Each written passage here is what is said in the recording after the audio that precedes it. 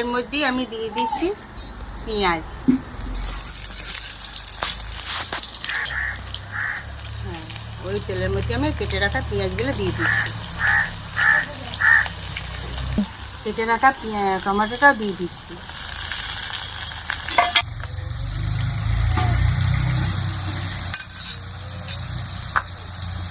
আমার পেঁয়াজটা ভাজা হয়ে গেছে লাল লাল করে।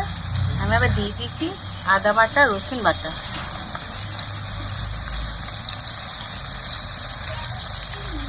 পরিমাণ মতন আদা রসুন বাটা দিয়ে দিলাম।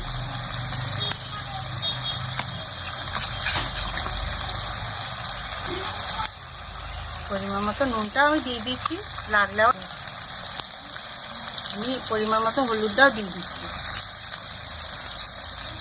খাও।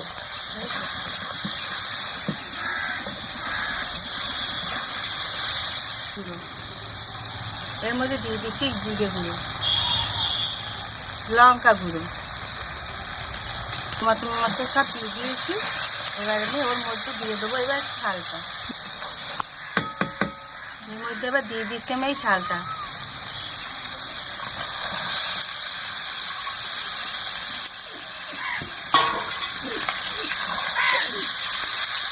আবার তুলে রাখা আলুগুলো আমি এর মধ্যে দিয়ে দিলাম। এই দেখুন, ভেজে রাখা আলুগুলো এর মধ্যে দিয়ে দিয়েছি। এই যে দেখছো তো বন্ধুরা কীরকম তেল ছাড়ছে। মুরগির ছালে তো এমনি চর্বি বেশি।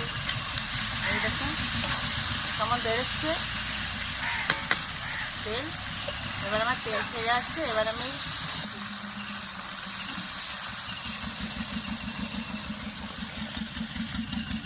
পরিমাণ মতো জল দিলাম। একটু ঝোল করবো না, ভাজা ভাজা হবে।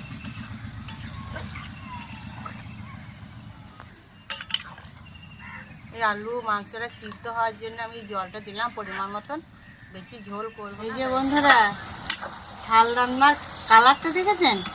আপনারা সবাই ভাববেন ঝাল ভালো না, মাংসের থেকে কিন্তু ঝালটা রান্নায় খেতে বেশি টেস্টি লাগে। ঝালের মধ্যে চর্বি টর্বি আছে না, ওই জন্য বেশি। আমার মতো বানিয়ে খেয়ে দেখবেন কীরকম লাগে জিনিসটা, খুব ভালো লাগে। গরম গরম ভাতে একদম মারাত্মক রেসিপি এটা। বন্ধুরা আমার আলু সিদ্ধ হয়ে গেছে, এইরকম সুন্দরভাবে সিদ্ধ হয়ে গেছে। এবার আমি নামিয়ে নিচ্ছি।